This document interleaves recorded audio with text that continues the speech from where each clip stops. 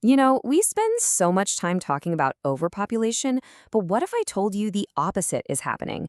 A much stranger, quieter crisis is unfolding right now all across the globe. It's a future that's already here in some places, and trust me, it's not what you think. Let's take a look. So, that's not the opening line to some sci-fi movie. It's a real thing. And to really get our heads around this huge global shift, we've got to start small, in one particular town where the silence is being filled in a very strange way. So get this. In this small town in Japan, the elderly residents make these incredibly lifelike dolls and they place them everywhere, sitting in empty classrooms, waiting at bus stops, inside abandoned houses. It's this haunting and honestly deeply sad way of coping with the fact that there are no young people left. And then, not long ago, a baby was born there for the first time in over 20 years. The whole town celebrated. It was this tiny, beautiful reminder of everything they'd lost. Now, as wild as that story is, it's not some isolated thing. What's happening in these quiet Japanese villages is basically a preview, a warning sign for dozens and dozens of other countries around the world. Yeah, to really understand where the rest of the developed world is heading, you have to look at Japan. They're just decades ahead of everyone else on this path. And the numbers, well, they are absolutely staggering. Right now, this is Japan's fertility rate, 1.2. That means, on average, for every woman, only 1.2 children are being born. Now, just kind of lock that number in your brain because it doesn't mean anything until you see this next one. For any country's population to just stay the same size, to literally just replace itself, the magic number is 2.1. Japan is at 1.2. They are not even close. They're way, way below what they need. And that gap just keeps getting wider. And this right here is what happens when you have a birth rate that low.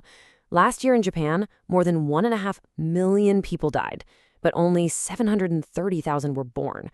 Just think about that for a second. For every single baby born, more than 2 people are dying. The country is actually literally shrinking. So what's going on? Well, it's not just one thing. It's this perfect storm of factors. You've got a brutal work culture, wages that aren't going anywhere, and childcare costs that can literally eat up half your income. On top of that, you have a society where women are more ambitious than ever, but they're still stuck with really old-fashioned expectations.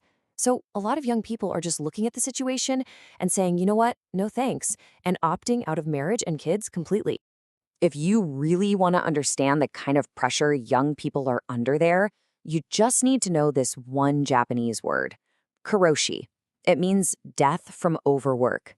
It is so common that they actually have a specific term for it. That's not exactly an environment that makes you feel excited or even able to start a family, right? For a lot of them, it just feels like a sacrifice they simply can't afford to make. Okay, so that's the story in Japan, but here's the kicker. This is not just Japan's story anymore. The entire shape of our global population is changing right under our feet. For pretty much all of modern history, humanity's population looked like a pyramid, right?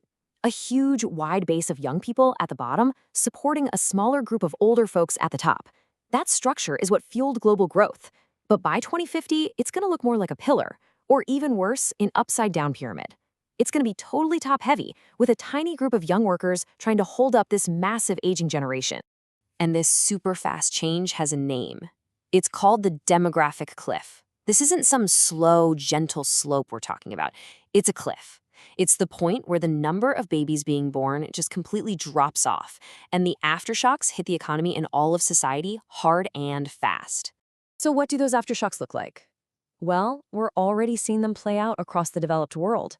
Fewer workers means less tax money to pay for things like healthcare and pensions for a ballooning elderly population.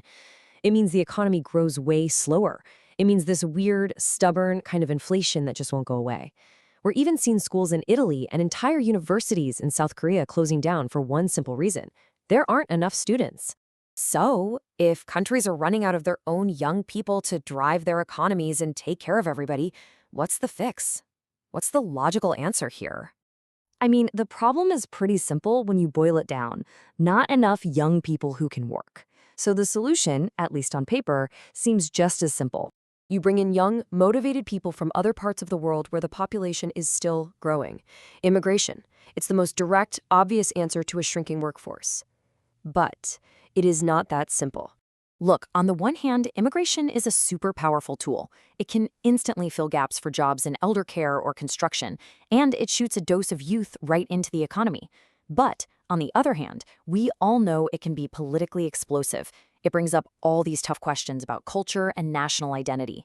And here's the really crucial part. Research shows that while it helps, it only slows down the aging process. It doesn't actually reverse it. It's a band-aid, not a cure. So, if low birth rates are here to stay and immigration is only a partial fix, where does that leave us? What is this future actually going to look like? Now, it's really important to remember we've heard these kinds of doomsday predictions before, just for the exact opposite problem. Back in the 60s and 70s, everyone was terrified of the population bomb that was supposed to cause global starvation and total collapse.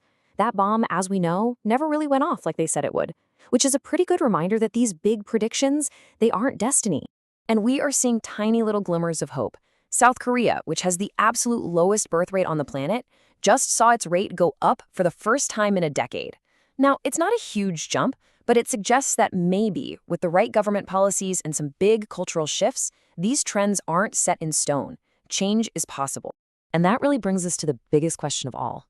We are stepping into a totally new chapter of human history, one that's defined not by more, but by less, by shrinkage. So are we headed for economic collapse and a slow decay? Or will this challenge force us to be more innovative than ever, to completely rethink how we work, how we build communities, how we define family in ways we can't even imagine yet? Humanity always finds a way to adapt.